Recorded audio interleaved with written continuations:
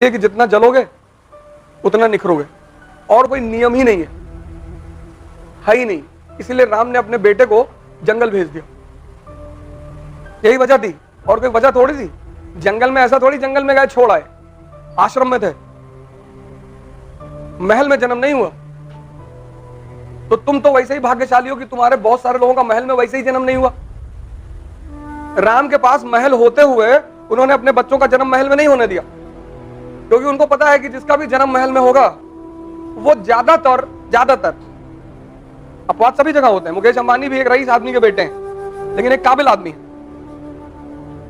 लेकिन ज्यादातर लोग सुख सुविधाओं में बचपन से इतना डूब जाते हैं, भाई 3 दिन से एसी नहीं है यहां पे, लेकिन हमें क्लास लेना है। हमारे बड़े सारे मित्र हैं, एसी नहीं है, नॉट ए क्लास, चले गए।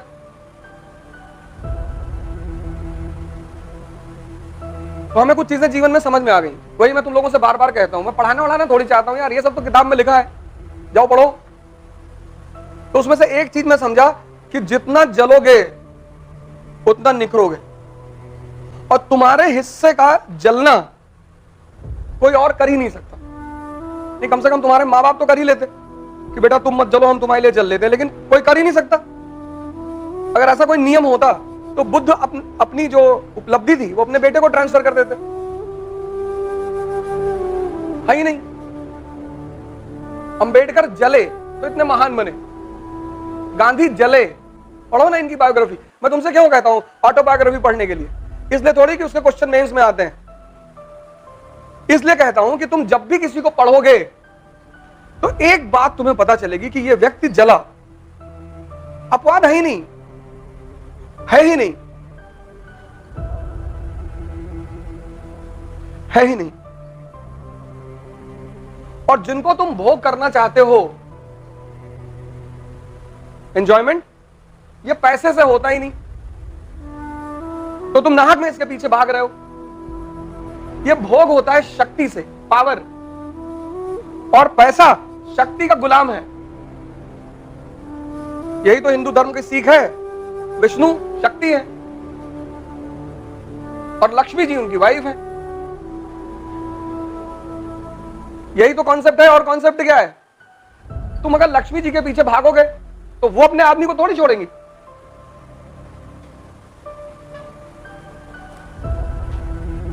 माँ माँ माँ कहेंगी पहले पापा को बुलाओ, वो तो कहेंगी पहले पापा को बुलाओ, और तुम पापा पे ध्यान ही नहीं दे रहे हो।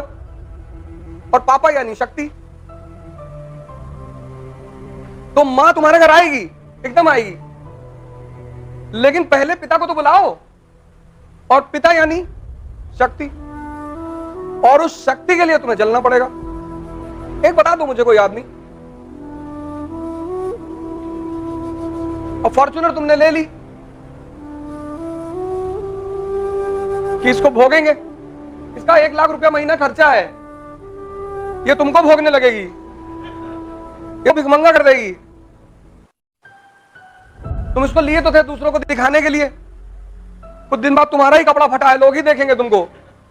इसीलिए धर्म का एक बड़ा सिद्धांत है अपरिग्रह। अपरिग्रह, किसी भी धर्म को देखोगे तो उसमें सिद्धांत है अपरिग्रह।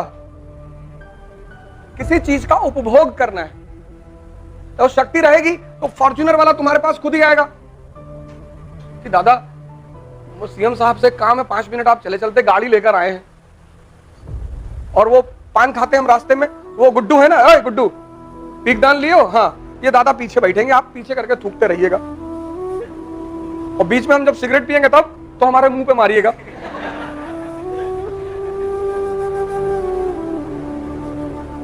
और रास्ते में आधा घंटे के लिए रोक देना, मुझे पेड़ की पत्तियां गिननी होती है जहां मैं जाता हूं, दादा हम भी गिनेंगे आपके साथ, एक तरफ से आप गिनना, दूसरी तरफ से हम गिनेंगे, और गुड्डू भी गिनेंगे दादा।